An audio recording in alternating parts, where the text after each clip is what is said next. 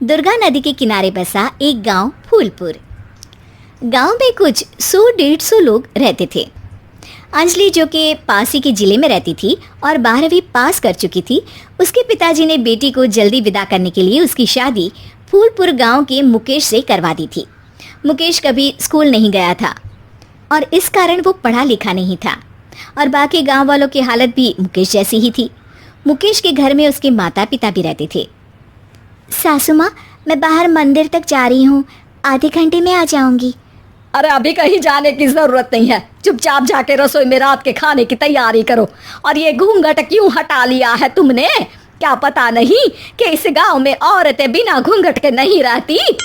रात में अंजलि छत पर जाकर अपनी मम्मी से बात कर रही होती है। तभी गांव की 3-4 औरतें उसे देख लेती है और दरवाजे पर आकर उसकी सास से शिकायत करने लगती है। और क्या हुआ? अरे छत पे तो देखो, आपकी बहू मटक मटक के किसी से फोन पर बात कर रही है। दिन भर फोन पे लगी रहती है। अरे कल तो मंदिर के पास वो क्या कहते हैं, सेल्फी ले रही थी। शहर की बहू रखना अच्छा शान की बात है, पर देखना इसके लक्षण से ये तो तुम्हारे परिवार को बदनाम ना कर दे। ये पहली बार नहीं था जब सास से गांव के लोगों ने अंजलि की बुराई या शिकायत नहीं की हो। अब तो ये रोज़ की बात थी। अंजलि ये सब सुन लेती है। जब वो नीचे जाती है तो मुकेश भी वहाँ आ जाता है।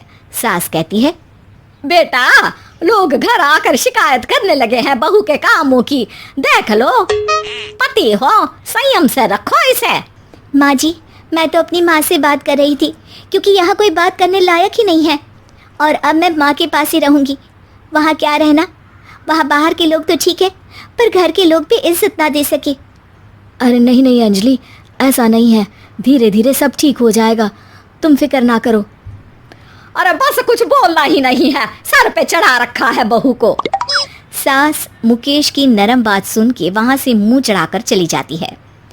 मैं तो कहती हूँ हम दोनों शहर चले जाते हैं। मैं पढ़ी लिखी हूँ, मुझे वहाँ नौकरी भी मिल जाएगी और थोड़े दिनों में आप भी वहाँ कुछ काम ढूंढ लेना। अरे नहीं नहीं अंजलि, हम यहाँ ना गांव का खेत, माँ पिताजी को छोड़कर शहर नहीं जा सकते। माँ पिताजी को कैसा लगेगा और गांव वाले क्या सोचेंगे? ये कहकर मुकेश सोने चला जाता है और अंजलि की गांव वालों द्वारा बुराई का सिलसिला बहुत दिनों तक चलता ही रहता है। लेकिन अंजलि गुस्सा ना दिखाते हुए समझदारी से काम लेती है। बारिश का मौसम चालू हो जाता है। जोरदार बारिश से पूरे गांव में हाहाकार मच जाता है। दुर्गा नदी में बाढ़ आ जाती है और बाढ़ का पानी पूरे गांव की फसल तबाह कर देता है। फसल की ये हालत देखकर गांव वाले निराश हो जाते हैं और बात तो यहाँ तक पहुँच जाती है कि कुछ लोग तो अंजलि को इस सब का दोषी ठहरा देते हैं। अरे पूरी फसल तबाह हो गई, पता नहीं किसकी नजर लग गई है। अरे जब से चौधरी परिवार में ये शहर की बहू आई है ना, तब से ही गांव की शांति चली गई है। इसके कर्मकांड से माँ दुर्गा नदी भी खुश नहीं है। ये सब सुनकर बेचारी अंजलि रोते हुए अपने घर चली जाती है। कुछ दिन बाद सभी गांव वाले अपनी फसल का मुआवजा लेकर अपने अपने घर आते हैं। मुकेश भी 1500 लेकर आता है। अंजलि को जब पासबुक दिखाता है तो अंजलि हैरान हो जाती है। अरे, ये पासबुक में तो उन्होंने 4000 की एंट्री करी है और आपको सिर्फ 1500 दिए। सच में? अरे वो सरकारी अफसर आपको बेवकूफ़ बना रहे हैं।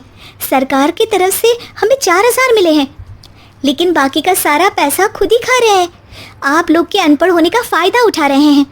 ये सब सुनकर मुकेश परेशान हो जाता है लेकिन अंजलि उसे हिम्मत से काम लेने को कहती है और सुबह होते ही मुकेश को पंचायत कार्यालय ले जाती है और साथ में गांव के और लोगों को भी।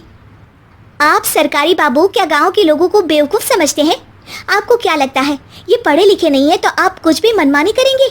ये बेचारे दिन रात इतनी मेहनत करते हैं, ये हमारे अन्नदाता हैं और आप इनके साथ ऐसा धोखा करते हैं। अरे क्या बके जा रही है ये लड़की, किस धोखे की बात कर रही है? अपने कांड करके नदी माँ को नाराज करके हमारा नुकसान करके इसे चैन नहीं मिला क्या? सरपंच जी, इन सरकारी बाबू ने मुझे बेवकूफ़ बनाया है और मेरे हिस्से के पैसे खुद चट कर गए। बस ये सुनते ही सरपंच वहाँ से दुम दबाकर भाग जाता है पता चलता है कि जनपद अधिकारियों ने गांव के सरपंच के साथ मिलकर सबके साथ धोखा किया है।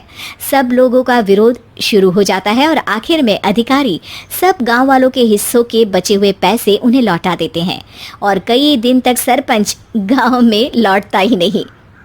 अंजलि, तुम नहीं होती तो हम गांव वालों को तो पता ही नहीं चलता कि ये हमें हर बार बेवकूफ़ बनाते हैं। हाँ हाँ अंजलि बेटी, हमें माफ कर दो। हम सब तुम्हें बुरा भला कहते रहे, लेकिन तुमने ही आज हमें बेवकूफ़ बनाने से बचाया है। हमें तुम पर गर्व है बेटी। अब समझ आया कि सरपंच तुमसे नहीं, तुम्हारे पढ़े लिखे होने से नफरत करता था। क्यों ना इस बार हम अंजलि को ही सरपंच पद के लिए चुन ले? क्या कहते हो गांव वालों? पढ़ी लिखी सरपंच। बस पूरा गांव अंजलि के लिए ताली बजाता है।